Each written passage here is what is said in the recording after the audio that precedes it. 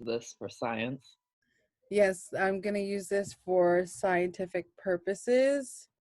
I'm going to give my research and evidence to the Black Caucus, and they're going to scientifically find out why Black and queer people exist in humanity. Oh, okay. I'm cool with that. Thank you for being one of my specimens. As long as they ain't gonna have access to the recording while I'm braiding my hair. Well, I already started recording, MJ. So people are gonna watch me? Yeah, they're gonna watch the whole thing, and they have access to listening to the whole conversation too. Okay. I'm cool with that. What are you doing? What's going on? I am doing my hair because I'm tired of looking like a ragamuffin, even if it's only for myself. So, How are you handling the quarantine? the being alone part isn't so bad because I do okay being alone. I think when I was more sick, it was kind of scary though, because I was really, really sick. Do you think you had the virus, or do you think you just had bronchitis? I think I might have had it at an earlier point, and it made some of my usual sicknesses that I get a lot worse. But there's no real way for me to know. So, but it was pretty bad. I haven't been that sick, I think, ever. I think I had the virus when I was in London over the Christmas break. Yeah.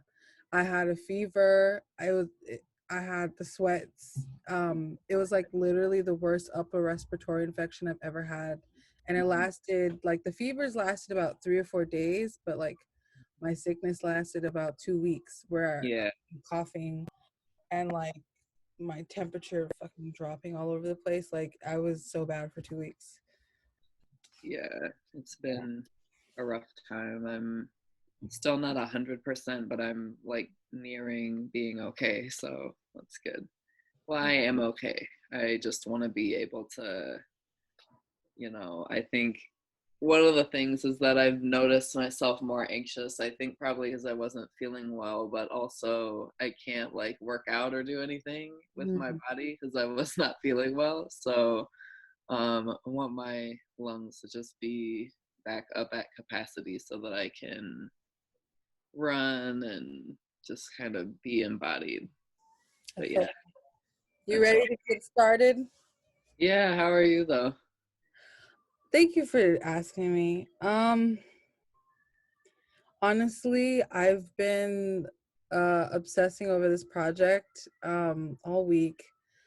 I took a hiatus from classes. I didn't go to any of my classes this week for this project, but not because of that. It's just my mind is not in the spirit of being productive in the sense for an academic institution. I just feel like my creativity is anchored better or facilitated better in just the things that I find passion in. So usually I would feel very guilty about not going to class. I'm one of those kids that's I miss class. My teacher's gonna hate me. Yeah. And then I was just no, not going to class is not gonna not I'm what you all gonna do, tell me I'm not gonna graduate? I wish you would. I'm still graduating in 2 weeks. I'm still still I still have a draft of my on my second draft of my thesis. I'm still on top of everything. It's just with corona and where my mind's at, I'm gonna participate in the things that I feel are best for me. So Yeah, that's where I'm at. it's legit. Yeah, I've just been trying to get caught up, but I'm not sweating it too hard. Yeah, I mean, all we have is time, and I think this virus has really like reflected on how like there's a facade of productivity that I think we were invested in. And I feel like this virus is like pulled back the curtains Mm-hmm. on us, and it's really let us know that like all the things that we thought were important aren't really that important. Mm-hmm. Just where I'm Indeed. at. Yeah. Yeah. I Okay. agree. Yeah, All right, definitely. let's start off. Great Let's talk question. about you. I Tell haven't. me, tell me Yeah. about yourself. What's your name? What's your age? Where you from? And what do you do? What's your occupation? My name is Michael, or MJ. I I'm all nervous now. Don't be nervous. You're excellent. All official now. Um, my Earth age is 29, and I am feeling some type of way about my job right now. I am a poet and a writer first. It's what I would ideally love and like to do. Right now, I work for a nonprofit that supports youth, and I oversee our like college and post-secondary success program.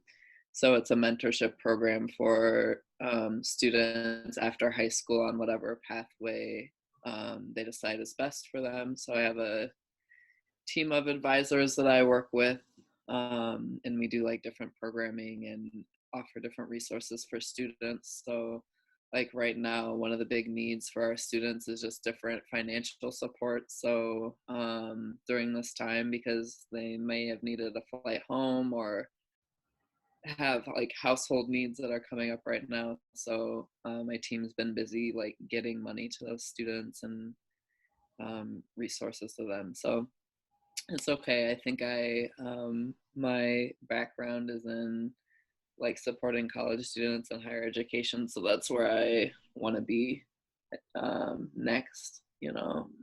So worked at like UC Berkeley and Seattle University and a couple other places, and ideally in a few years would be back on campus if we have campuses after I this know. situation. I'm like, please don't take it, Lord Jesus. So, If campuses don't become obsolete. right? Oh my goodness. I hope not. I hope not either. Yeah. If you feel comfortable sharing this answer, what is your gender expression and sexual identity? Hmm. I don't know. It shifts. I mean, I think I have, since a child, identified with, I mean, I think all of us have different masculine and feminine energy. And I identify like, I guess more with my sun energy and in a masculinity in a certain type of way. But I think that's different than expression. Expression is just kind of like, I don't know. I think my gender identity is I'm a nigga. And my sexual identity is I like queer because it's fluid. Yeah, and I think I this might be getting into later questions. I don't know. I came out. I was like 15.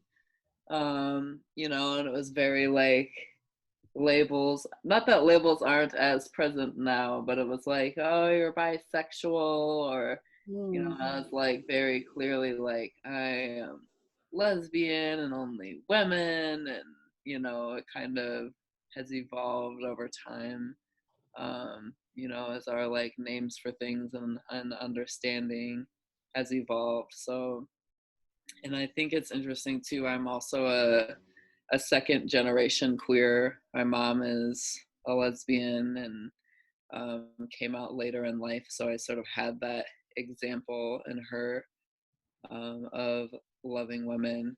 But I also at a young age understood that there was like something different in my spirit with regards to gender, and done some writing about this. Was like very, very much bullied as a kid because I was tomboyish or black and whatever else people were making fun of me for, but didn't want to fit into that standard. So yeah, I am very queer. I think sometimes the word these days has shifted and can include like straight people, but we won't go down that road. Wait, let's go down a little bit, just as like a step or two. Do you think queer is embodying of straight people? No, Oh, okay. But no, I've no. never heard that before. This is gonna get into some controversy. What I'm meaning is that I think especially like out here on the West Coast, there are folks, who like made out with a woman in college one time Mm. and are, which like, okay, good for you. But like demand queerness in this way and demand that I see you and demand that like you share space with me. And I'm just like, okay.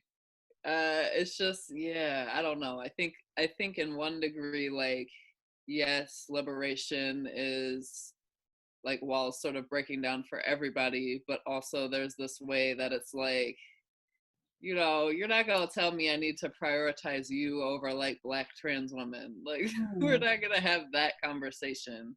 So, and I think that's a conversation that can happen amongst those people, and not like you are dating your cis male partner and experiencing anywhere near the same things that I would with one of my partners. I just don't, so anyway, so it's become not exactly a dirty word, but it's also like the word partner too, when like straight folks started occupying that. I'm sorry, I'm going off topic. Oh, keep going. It's like, Look, I there's have no a wrong or better right thing to answer. say. I'll have nothing smart to say, but I have a lot of thoughts, I guess.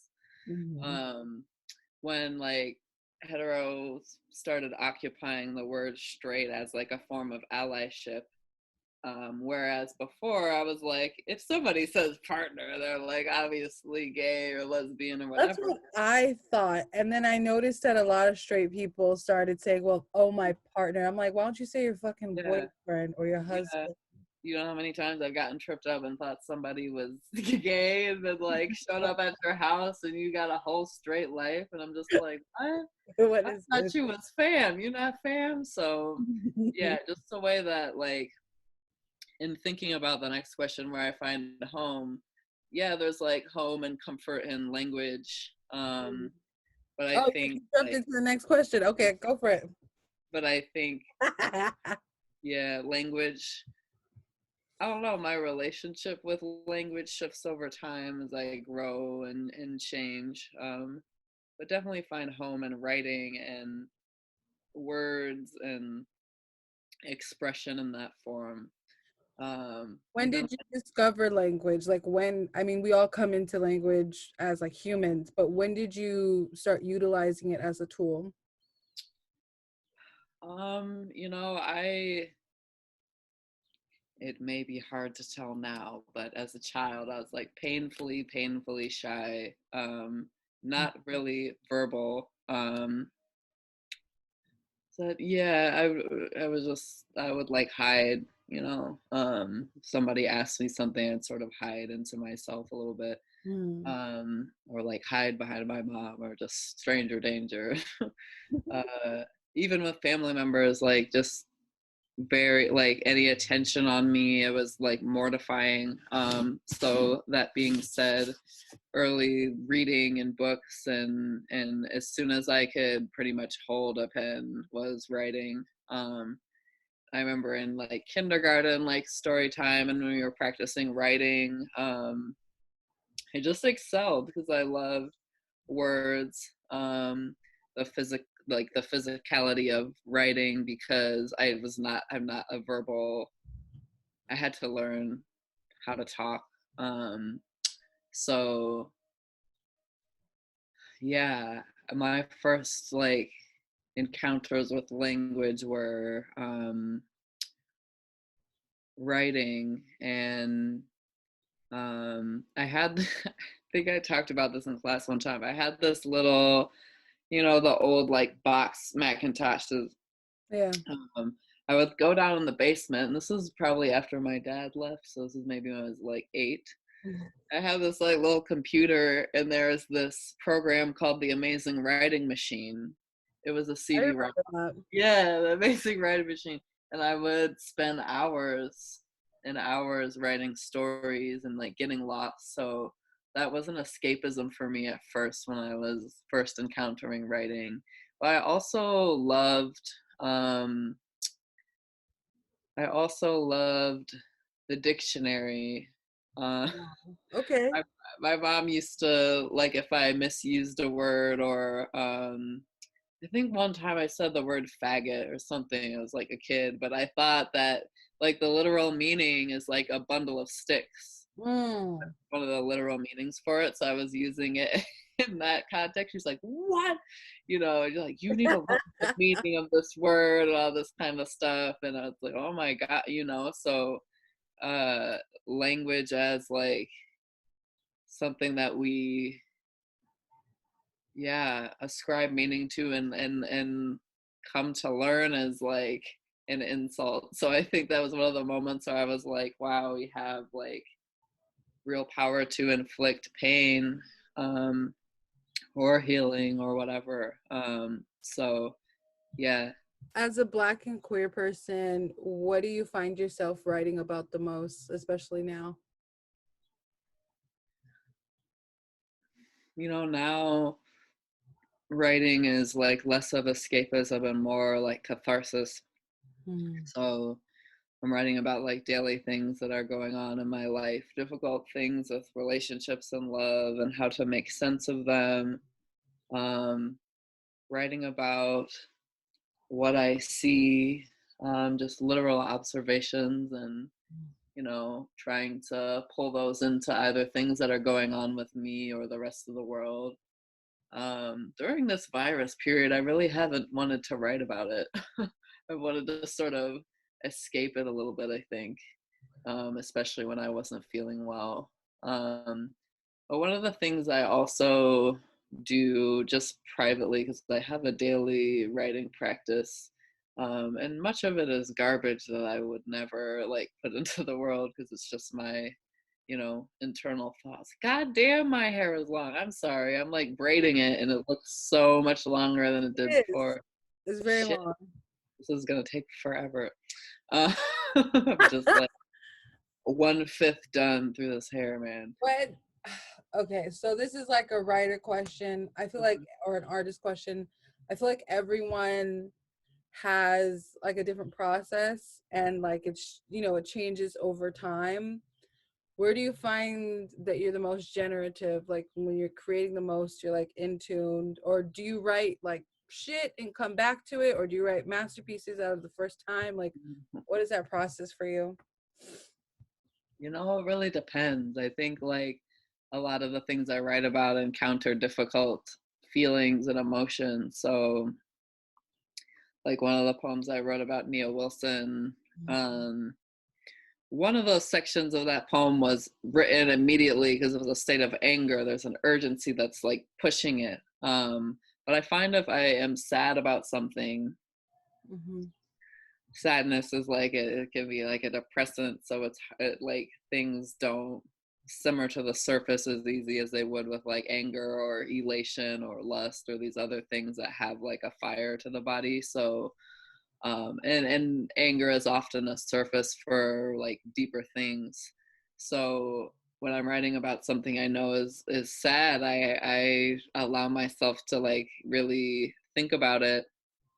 And so I, for the other parts of that poem, watched like videos of her mother, Wow. like Mm-hmm. days after she was killed, crying into the can, and like had to feel that, and had to feel my connection to being a Black parent. And Nia came through the youth center at East Oakland that I used to work at. Those kids knew her. I met her in passing, you know, there's these ways that yeah, folks touch us that we don't realize. And those, it's still like hard for me to talk about and think about, just because it's such a vicious, horrible thing. So I feel this mixture of rage and like wanting to roll up on dude, and like that particular story is so sad. And so or even with some of the things I write about in this collection around family or my parents' divorce. Who wants to hear about your parents' divorce? Nobody. But you know, traumatic events or things that had an impact on me. I literally, you know, created a soundtrack that were songs that my dad like left for me or played while we were driving and things like that, or memory associations. So like we had mosquito lamps, so I would like smell citronella oil to like re-trigger a memory. So it was basically like re-traumatizing myself, but to get to like that truth, the truth, the yeah, feeling, the associations, and really the core feeling that like, damn, I'm just like, all of us are just like giant children. yes, we are. At the core, we're walking around with those like formative memories. So yeah, I mean, I am such an emotional person. So, and I think I felt a lot of shame for it for a long time, but it's often really a strength in my work. But yeah, I think I usually don't write masterpieces right away. And I think one of the blocks, which I think many people have, is that I am considering an audience when I am writing something, which is not a good way for me to go. You know, I was gonna say I think this is the first time I've heard you, because you and I are in a workshop together. I think that's the first time I've ever heard you say that. yeah, not in terms of like I have this person in mind for reading this, but I think this is not going to be good, or I can't like send this in for a submission. You know, it's kind of there are these things and topics I know I want to write about, or I have a whole section in my notebook that's like poems that I will write. So there are things that I know I want to write, and then there's these things that happen based on like, I don't know, I saw a white woman get jacked on Grand Avenue in broad daylight Yeah. by So it's two. like keeping the portfolio for Yeah, future reference. yeah. And when I write my best, I'm just playing, you know? It is a field of play. It's not about what is going to like get me into Tin House, who rejected me, but it's fine. Okay. Next year. There's always the next year. Niggas prayed on my downfall, I'm telling you. I'm like 1,000% sure that you will be published and circulated to a mass audience one day. Your work is really good. I have the privilege of saying that because I've been reading you shit. Oh.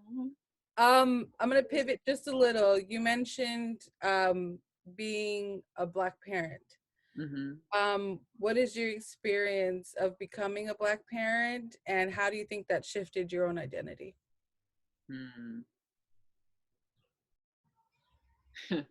It's hard to talk about my journey into parenting without the difficulties. You could just, you don't have to give us, you can give us the spark notes. Yeah. That's up to you. I am a non-birth parent. Um, I don't know. I probably will. No, I don't know if I'll give birth now. Actually, I go back and forth because I'm like, yeah, I want to, and then like coronavirus hits, and I'm like, nah. You're like, nah, I can't raise a child in this. Right. Like, just like, are we gonna be able to go into hospitals in a safe way? I fell in love, met somebody who had long wanted to have a child, and I did too, and I loved her. And unfortunately, you know, that partnership did not work. And one of the reasons is that she sort of like viewed herself as the highest, sort of most important, because she like gave physical life to him. So I had to deal, like, I think earlier, you know, when she was pregnant and in like when he was a newborn, my feelings that I was like the only one in that situation that was not needed. Oh, okay. Um, and that was true a lot when she was pregnant and maybe in the younger years, or no, maybe in like the younger months. And then as I came to like care for him and saw him and held him and cut his cord, and you know, there are experiences that he and I only have. There's mistakes that I have made. Um, and you know, one of the things I think often about um, Black parenting, raising a child that will presumably be a male, he just got dude energy. I mean, he just like running the house, but you know, who knows? But who knows? But banging things, and it's like, okay, um, you know, raising a presumably Black male child, one of the things that we noticed like really early on were, you know, these older Black elders saying things like, you holding that baby too much, or you're gonna spoil him, and you know, like you gonna spoil that baby. And I'm just like, good, you know. Good. I hope Good. spoil all Because, love. you know, and if he continues to grow at the rate he is, he's gonna be a large Black boy, you know. So I mean, I think that, and this can answer some like things about gender and what what I may believe about that. What I noticed too is that there are hormonal shifts that happen for adoptive parents, just as they would for Wow. like a biological father or anybody who's caring for a child in that regard. Yeah, like within yourself, like your own hormones. Yeah, like I can't describe it as anything other than a Papa Bear. You know, like if somebody, like I would end somebody if they harmed him. Like as of today, I will end you. Yeah. You will not be on this earth. So obviously I don't need to end up in prison. I can't like care for him from there, but That instinct is there. mhm. Got And even like it's so true, like they kind of make fun of parents for this when they like, oh, if anything happened to my child, I would do it, you know. But like even I read, I think I brought a poem in about like, you know, this Black athlete that they made him saw off his locks. It was a wrestler. Did I not bring this in? He was a I wrestler. do remember that. It was like part Yeah. 4 of like one of your poems. And I was like, and you know, I don't know this child or nothing, but like, and I always have been an activist and always have been fueled by rage, but having a child completely like reinvigorated that in a way that's different now, because I'm like, I wish a motherfucker would with my kids. Like I will roll up on the school with a pistol. I mean, not really, but like I was like, I would fucking, you know. And we can talk about spell work as well. Well, I'm like, I will cast a fucking like hex on you, and it will happen. So, like, if I say some shit is gonna happen. So I think, yeah, just all of these shifts and the protection and a deep undying love, or you know, I think most of us fear death in different ways, but I'm like, if it came to it, of course I would like die for my son. Yeah. And there's just there's nothing greater, nothing more challenging. But you know, I was just thinking about he wakes up early sometimes. So this morning I like look up and his big old silhouette head is like leaning over the crib. I'm like, God, you know, fuck, you know. Like, and I like pull his little body into the bed with me, and he's breathing, and you notice their breath is like twice as fast as yours, and just this syncopation that's like, you know. And I when he was a loaf of bread. Mm-hmm. I would just rock him, and there's nothing more important. What is your vision for him as a black, incoming black man into the world? Like, what do you want to see for him? What do you want to create for him? I want him to define his needs and desires. So I don't know if I can answer that, but what Mm-hmm. I want him to come into is ease. Mm. I was thinking, love and all these things, of course, but you know, a lot of things about blackness and that experience, especially as a black man, um, will be the targeting. There's no, I want him to have ease and comfort, and I want him to be able to be expansive and not restricted. Mm. Like he's a very sweet natured child, and I just hope that that continues and that he's not shamed for that, because it's beautiful about him. So I want him to be able to expand and expand with ease. That's beautiful. Yeah. What are you searching for? Hmm. Carmen San Diego. What am I searching for? I don't know how to answer that.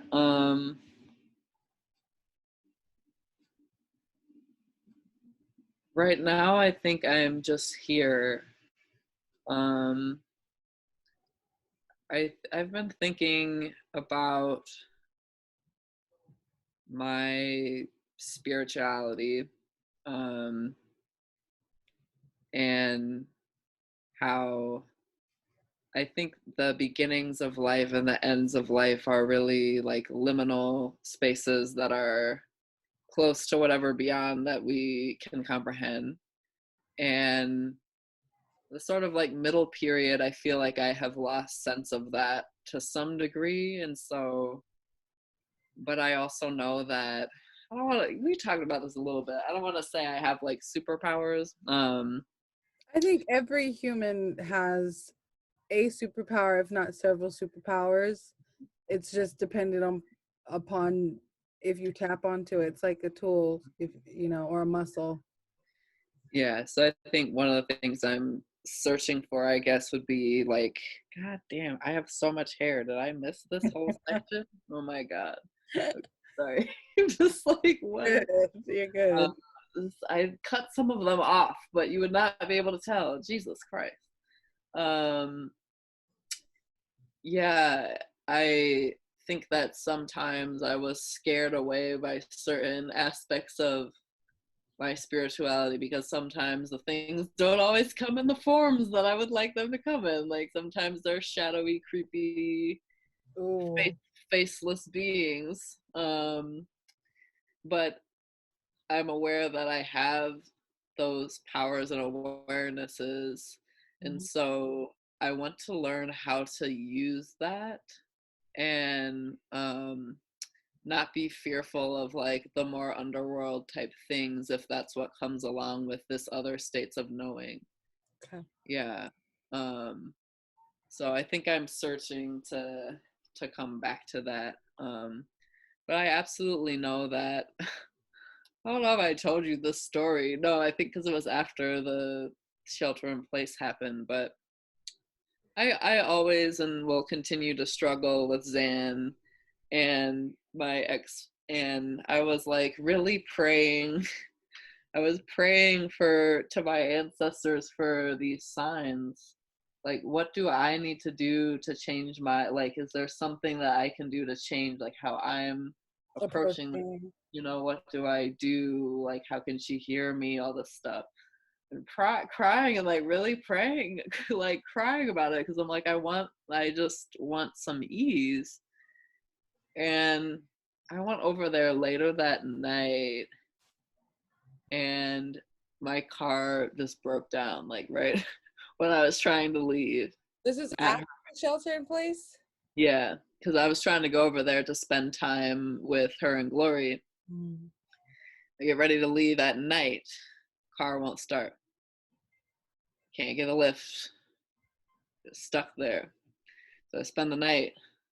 And I don't know if that was a way of testing my will in that situation. Mm. Um, Nothing happened. But I go to leave in the morning. I'm trying to figure out if I'm going to call a Lyft. Car starts fine. Car had no issue at all. It's And when I very strange. when I get home, one Oh, of my paintings is in the middle of the floor, face up. And it's one of these paintings that has very intense eyes, it's like looking at you, face up. And at first I'm like, okay, I'm gonna take that as something I need to pay attention to, basically. Um, isn't so that, don't you say your paintings end up on the floor quite often? no, not, I mean, this was the first, that's what I was referencing. Okay, okay, okay. Um, yeah, but that was the first time that's ever happened, and it happened 2 days in a row. Okay. So it was something that wanted to be seen, whether or not there was a tremor that knocked the painting off the wall or whatever, but there was something in that painting that wanted to be seen, and it was in response to a question that I had and all Mm. these car breakdowns and things like that. So I don't claim to know what things mean, but I know that when I ask something, it is answered, and when I know that when I manifest something, it happens. Okay. I on some Octavia Butler shit. And that's how I knew I was going to, you know, be better for as long as I can.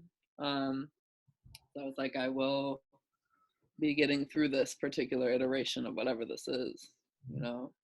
Um, and yeah, I think I am searching for to not be afraid of my whatever my spiritual lineage is. Wow. Who's the first person um or first author in a book or on screen in music that you felt connected to? Everybody is going to say this, but Audre Lorde. Audrey was. I mean, I like cried when I read her for the first time, and that was in college, and one of the reasons was because I had never encountered this like intersectionality. I mean, obviously, I saw my mom, who was a Black woman and who was in a relationship with a white woman, but I, up until that point, kind of was like, I have to either choose my Blackness or my queerness. Wow. So for a while, it was like I would date these little white girls. This was when I was like a teenager, because I was like, I didn't see examples of like people of color that were queer. It was a very white thing. So I thought I had to abandon that, and And then we've talked about this too, like dating as queer people, but as Black people, dating only other Black people. yeah. Like, did you come to that conclusion like at an early age, or has it been like a process? you know, there were several fine Black women that I passed up, and now I'm like, why did I do that?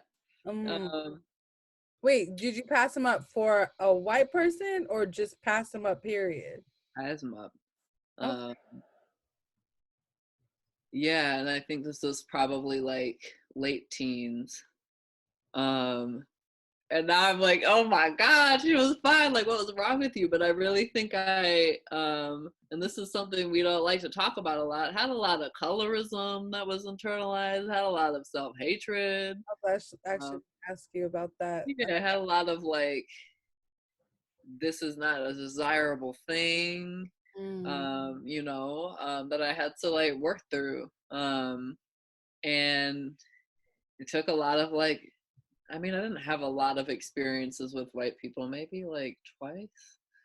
Um, to And my mom, when I was a kid, was like, "You need to get some black friends and watch out for these white people." And I was like, "No, everybody is fine, you know." And then, No. so I, you know, Mimi, I can never say never. I mean, maybe the true love of my life is named Sally, and she has blue eyes. Okay, I don't know, you know. Mm-hmm. But I think at this point in my life, I'm just like I'm good.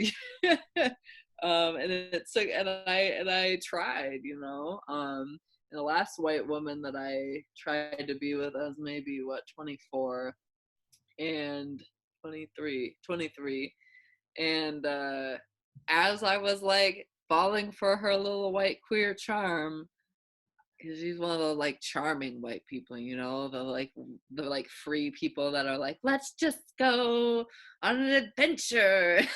So that shit was fun, but yeah, but as I was like falling for her, I was like, this is a bad idea, like, you know, this is not. But I was in Seattle, you know, so I had dated most of the people of color that were in that community.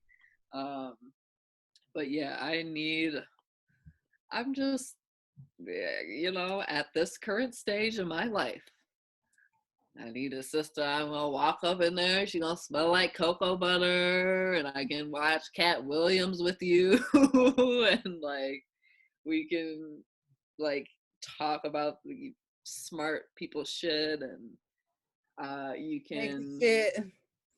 you know, we can go to the protest together, and I don't have to feel some type of way.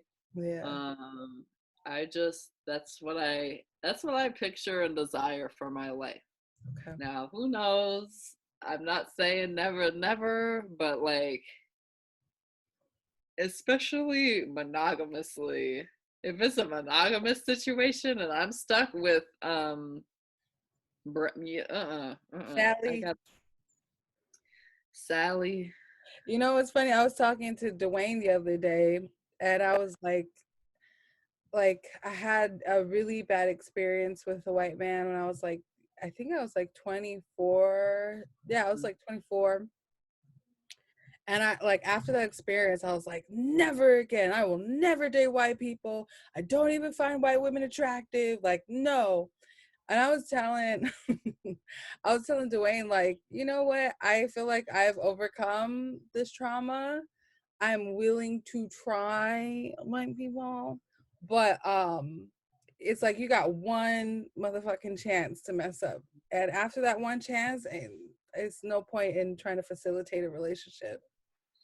You know, yeah, I feel you. I guess I could try to be more open-minded, but I don't see it. I mean, maybe like, you know, one of my homies that I used to work with was like from Detroit. You know what I'm saying? Like, so there was some like common understanding in some ways, but I just, you know, I don't know. I'm attracted to black women.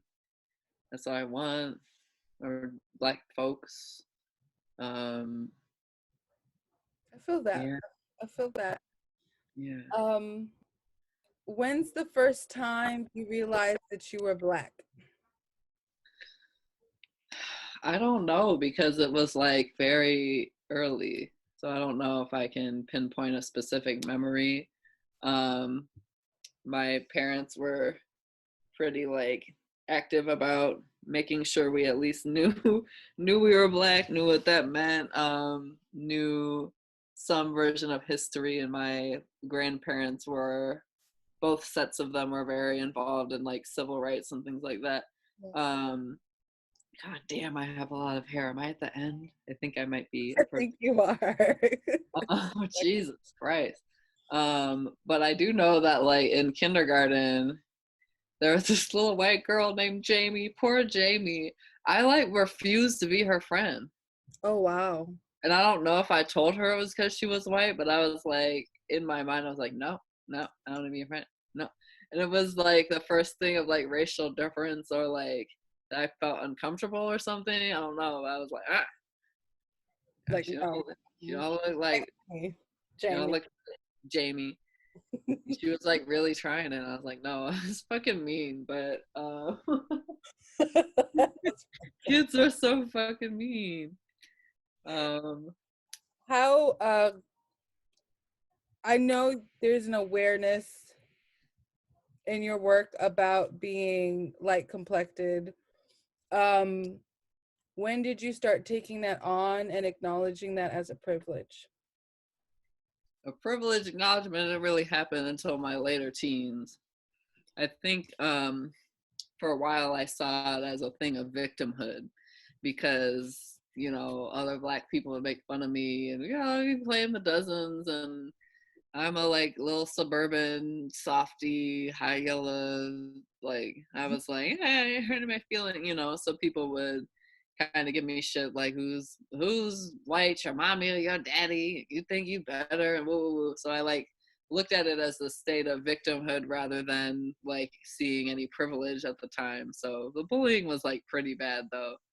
Um and I think I I would notice things, you know, as a kid. Like my brother is darker complected, and you know, my mom would give him warnings and leaving the house. And also could just see because he was a boy. Although I looked like a boy for a long time, um, and so I noticed those things like going back, but it wasn't until like probably later in high school. I think we watched like a documentary about it or something. Um, was that Dark Girls? Yeah, I think that might have been the documentary, but where like colorism was really pointed out. I was like, oh, there is some benefit to this. And then like later in college, it was kind of like really, really evident because yeah, I would like get away with shit that other people wouldn't get away with. And I mean, although I was like different looking, um, I yeah, I've never suffered the same types of punishment as severely. So, you know, and when we sort of when I came more into Black activism, which was also like college and beyond, I was even just being able to bring nuance to those spaces. I think is important, you know. So, you know, even when like Trayvon was happening and Mike Brown, I was like that not isn't me because it could happen, you know, but like I have these lineages of either like colorism privilege or class privilege that complicates that. So maybe I should be the one that's on the outer line of the protest circle or whatever, you know. But it's a huge thing. It's a huge thing in terms of desirability. And what I found is that white people especially would like me because I was like had enough edge to me, but I was not dark skinned. Mm, you're like And approachable. yeah, I was approachable and not scary. So it definitely comes to play with, you know, who is considered beautiful or desirable. I don't always know what to do with that. I think I try to keep other light skinned people in check. Um, but it's definitely a thing. Color. When's the first time that you realized you were queer? I mean, I didn't know to call it that, but I was like definitely in love with my childhood best friend at the tender age of 7. And I Yeah. was like, I wonder what it would be like to kiss her and a girl kiss another girl, whatever, you know. But I was sort of like real into everybody. I was like, I want Patrick as my boyfriend and you know, I want to kiss Brittany and whatever. It was like, yeah, it was young. And then I think when my mom came out, I was like, huh, okay. I had like boyfriends or whatever, you know, in grade school. How old were you when your mom came out? Oh, this was maybe 11 or 12. Yeah. Um, Do you feel like her coming out made it like smoother or easier for you to come out? definitely. Okay. Hmm. Yeah, definitely. Okay. If you could go back to your 12-year-old self, what would you tell them?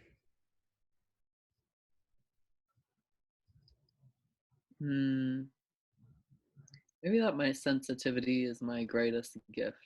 I was Ooh. very, very, very sensitive. I mean, I still am, but I was hypersensitive, um, and empathetic. So, things like the news would like dissolve me into tears because I could like feel other people suffering, or if somebody like hurt my feelings, I just dissolve into tears. Just very sensitive, um, but that ability has really allowed me to have good relationships and be very loving and be very insightful and really like also use the tools towards self-healing. So I don't think that sensitivity is bad. I think it has fueled a lot of my activism, and care and concern for humanity and the planet. But it was made to be an inconvenience. When I was younger, you told it's sort of wrong or you're too soft or whatever. So I would just go back and be like, no, it's okay. A little tender softy. I love that. I actually grew up in a similar. My household, like, sensitivity was like a no.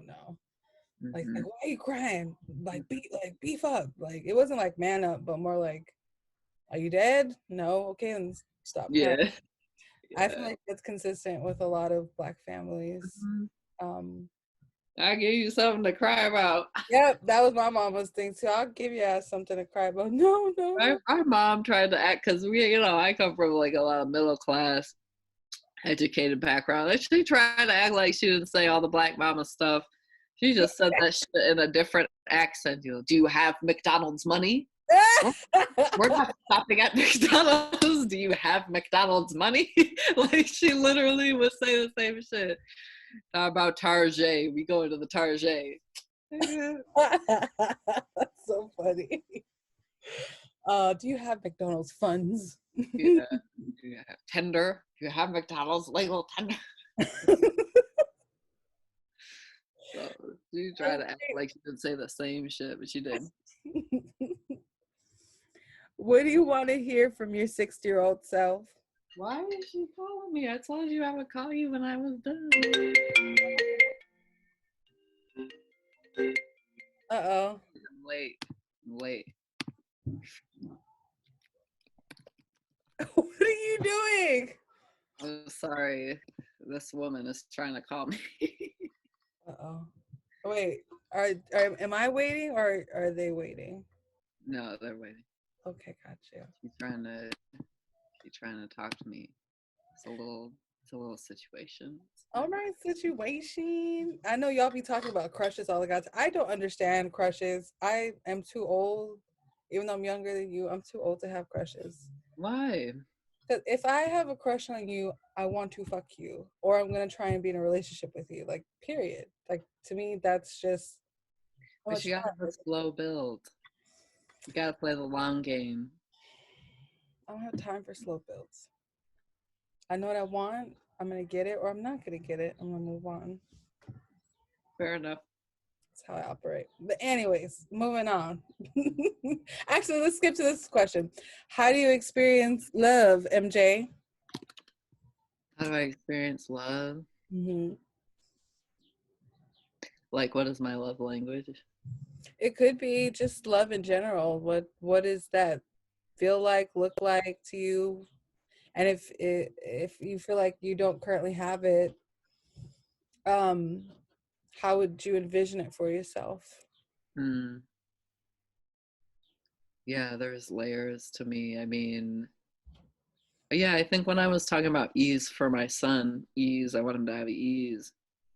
That's what home or love is or brings. I think about visiting my pops in St. Louis.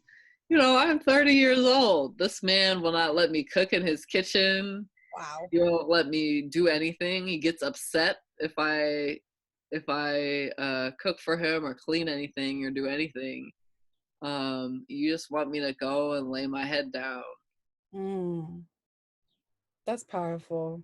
you know. I'm getting emotional thinking about it because I'm like, when do I get to see them again? Mm, You know, but it's just like I just lay my head down. You don't want me to do anything. I got you. And that's like the type of love I try to give other people. And I've learned a lot from him. I mean, we had a strained relationship for a long time because he left. And he always was sort of closer with my brother. So he and I had to, and still do, like work through different things.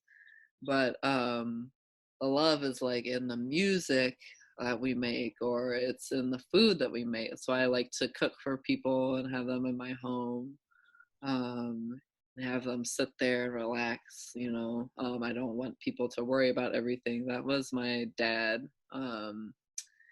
And I also think about like me and my mom we have our difficulties in our relationship as well. She is somebody that grew up like she's severely depressed, and mm, so her depression like comes up in ways that are she is not there even if she's physically there. um but that's who she is, and she shows these moments of clarity where she'll be here with me. But love is also accepting like this is who this person is and I can't expect different. And then lastly, there is a like universal love and ease that I'm able to access when in a different state of consciousness. Either I've meditated and my thoughts are quiet, or and I can hear things and I can hear God, or you know, whatever you want to call it, just right there with me. And it is such a profound love that I'll like weep or cry. And that's, you know, what is, you know, present when we're able to stop for a second and just either feel the wind or be present for longer than just even a second. So I think that that vibration is always there. Um, presence is love. I like that. mm-hmm. That's probably one of the most unique answers I've heard so far. What do you want to hear from your 60-year-old self? Get off of my lawn. Wait, can we pause real quick? You and I have a running joke that you are a grandpa. I am. My grandpa's name is Eustace. Oh, you know what? You do sound and feel and act like a Eustace, Eustace. Um, but like real grandpa self. What would you want to hear from Eustace? Take your time. Mm, Yeah, take your time, because we don't. I mean, we don't ever know how much we have of it, but things are not pressing. Only thing that like exists is this actual moment. So trying to, I mean, I think I am somebody that works hard and sets deadlines and has goals and things, and I'm driven. Um, but you know, you like I look at my son and I'm like, you're running and like talking in sentences, like what, you know? So I think it does go quickly, and there's this thing about like taking time to like come into being or grow. Um, yeah, take your time. Don't be in a rush to either grow up or be meeting certain goals that I think I should be meeting. mm, Because if this is all there is, then that's all there is, and you know, we be present and enjoy it. wow. Do you feel like this is all there is, like this human experience? No, I don't. Me neither. Yeah, Mm. I've seen too much on a different plane to believe that. Like, I've seen some shadow shit in my bed, and it was spoken in tongues, and when I was a child, I would actually see things, you Mhm. know. So I don't know. Like, I think that it's nothing that we can comprehend on this conscious level. and that this experience of being Michael will not be there. But yeah, I've not seen too many things to think that this is it. Knowing that or feeling that intuitively, if you could change your identity, would you? I would probably take a non-human form. Like an alien or like a dog or a dolphin? Octopus. An octopus? You know what? When you were braiding your hair early on in this convo, I said, MJ doesn't look like an octopus. Mm-hmm. An octopus, I think. Why octopi? Why that particular species? Well, I'm like, fascinated by them as a human, but I also this idea of regeneration and the depths that they swim at in the three hearts. I don't know, I'm just fascinated by it. I think I say non-human because humanity is exhausting and damaging. There's beautiful things about it, but ultimately, I don't know that the earth is really better off because Mm. of us. So, and I think that like we don't know a lot about animals too. Like they might contemplate shit. We just assume that they don't. Oh yeah. Yeah. We're just like, we're the only ones that can think about shit. I'm like, why? Why? I mean, we see it all the time. Cats saving babies and dogs like, Elephants taking revenge. yeah, and it's just Like you killed my homie, we can get Buck in the club. Like I want to stop by y'all. They killed some poachers.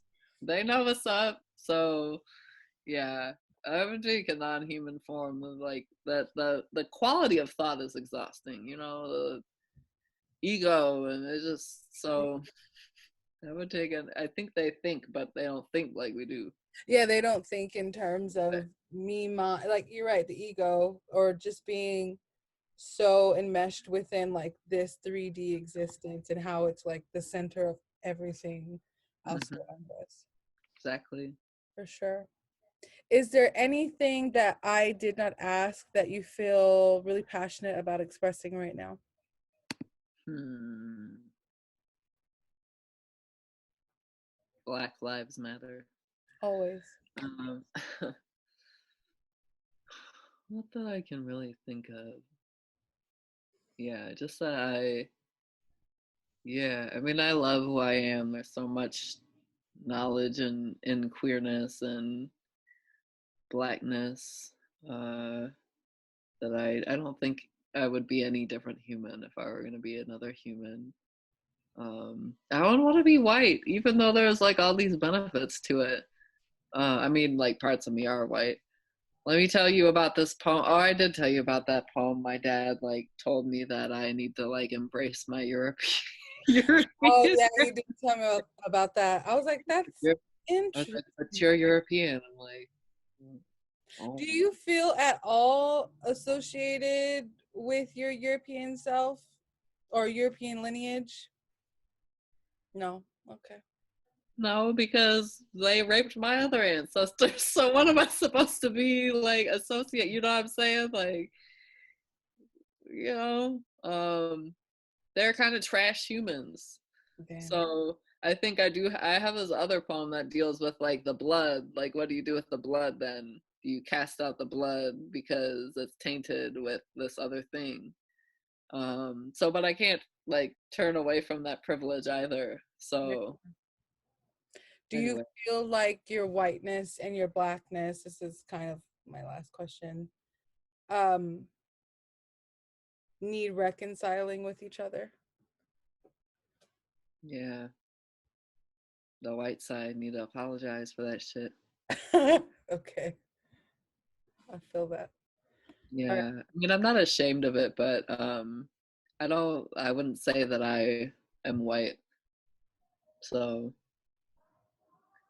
yeah, we'll see what the ancestry.com kit reveals, but some shit from Great Britain and France and all that shit mixed up in there. Yeah, I'm scared to do those. We'll be like, you are 80% European. I'd be like, oh, this is some bullshit. That 20% speaks a little louder, sir, ma'am, ancestry.com. Right, right. Yeah. This thick ass hair. Okay, I'm gonna stop this recording. Okay, I know.